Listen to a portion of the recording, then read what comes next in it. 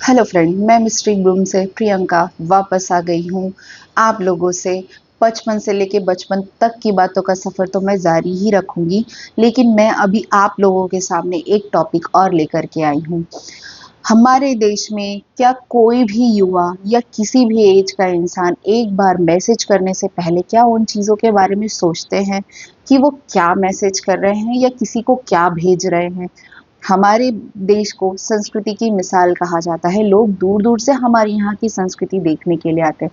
लेकिन क्या हमारे यहाँ पे सिर्फ़ हमारी जो संस्कृति, जो पुरातन संस्कृति है, उसके अलावा हमारे अंदर कुछ संस्कृति बची है, कुछ तहज़ीब, कुछ तमीज़ बची है? हमारे घर से लेकर किसी रिलेटिव से लेकर कहीं पे भी बेटियाँ सेफ़ हैं? मैं सिर्फ़ इतना ही जानना चाहूँगी कि अगर सेफ हैं तो कहाँ सेफ हैं? ऐसे कौन से जगह, कौन से नुक्कड़, कौन से कोने, कौन से कॉलेज, कौन से स्ट्रीट में लड़कियाँ सेफ हैं? हर नुक्कड़, हर गली, हर मोहल्ले पे एक आधे ऐसे लफंगे, लुटेरे लोग आकर के खड़े हो जाते हैं। और नहीं कहीं कुछ होता है तो जो लोग सोशल मीडिया पर अपने आप को आगे बढ़ने के लिए प्रमोट करते हैं, आगे बढ़ने के लिए अपने मन की या अपनी कुछ बातें यहाँ शेयर करने के लिए आते हैं, उनको ही मैसेजेस में अभद्र भाषा की यूज़ किए जाते हैं। क्यों एक लड़की की आईडी पे सिर्फ़ लड़कों के ही पोस्ट आते हैं? क्यों वहाँ पर सिर्फ़ वही लोग फ्रेंड रिक्वेस्ट, क्या आप लोग इतने बेकार हैं कि सिर्फ़ लड़के ही हर जगह हर किसी को फ़ॉलो करने के लिए बैठे हुए हैं? आज के टाइम में किसी कोई इंसान अगर जेन्युइन भी होगा ना, जेन्युइनली भी वो किसी को फ़ॉलो करना चाहेगा, तो भी इस तरह की कंडीशन देखने के बाद सामने वाला एक बात के लिए अलर्ट फ़ील करेगा कि मुझे ये रिक्वेस्ट एक्सेप्ट करनी है या नहीं करनी। पता नहीं ये इंसान किस तरीके की ऊल-जुलूल बातें मेरे साथ करने वाला है। चलिए मैं आपको मेरे सेकंड कमेंट के बारे में बताती हूँ। उस सेकंड कमेंट में ऐसा था कि मुझे नहीं पता था वो मैरिड है, वो लड़की है या लड़का है सामने से। मुझे कोई आइडिया नहीं था कि सामने वाला इंसान लड़का है या लड़की है। उसमें कपल की फ़ोटो थी, तो मैंने जस्ट उनको मैम कह के संबोधित किया कि ठीक है मैम, आप प्लीज़ मेरे चैनल को लाइक, सब्सक्राइब और फॉलो कीजिए। हो सके तो मैं और क्या अच्छा कर सकती हूँ, उस पे आप मुझे सजेशन दीजिए। तो पहले उन्होंने बोला कि मैं मैम नहीं हूँ।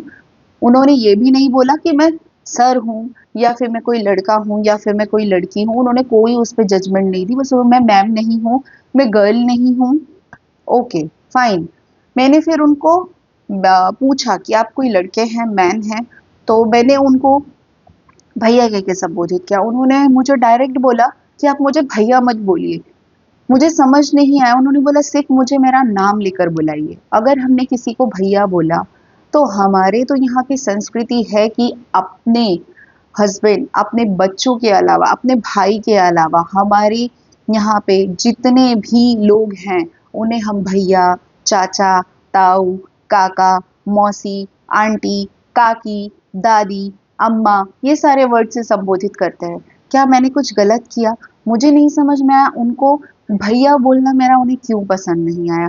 अगर आप में से भी कुछ ऐसे लोग हैं कि आपको कोई दूसरा भाई बोले आपके घर के अलावा, तो आपको वो चीज़ें पसंद नहीं आती। क्यों पसंद नहीं आती, मुझे भी उसका रीज़न जानना है। अगर आप लोगों के पास उसका रीज़न है तो प्लीज़ आप मुझे वो कमेंट कीजिए, ताकि मुझे भी पता चले कि ऐसा कौन-सा रीज़न है जिसकी वज़ह से अगर हम किसी को भैया बोलते हैं तो उनको बुरा लगता है।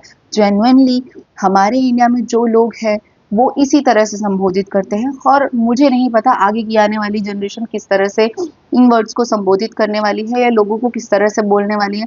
मुझे जहाँ तक लगता है अगर हमने अपने बच्चों में जो संस्कृति दी है तो शायद वो हमारी तरह ही आगे भी बोलने वाले हैं। उनकी एज के हैं तो वो भैया ही बोलेंगी, उनसे बड़े हैं तो भी भैया ही कहेंगी, और उनके पापा की उम्र के हैं तो वो अंकल कहेंगे, और अगर उनके दादा की उम्र के हैं तो वो दादा कहेंगे, नाना-नानी की उम्र के हैं तो नाना-नानी कहेंगे।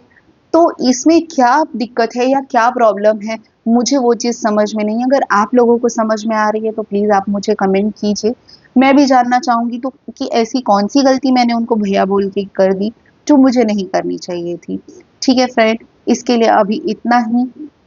जय माता दी, राधे राधे, जय श्री कृष्णा, और प्लीज़ लाइक सब्सक्राइब करना मत भूलिएगा अगर आप मुझे सुनना चाहते हैं तो। Thank you so much.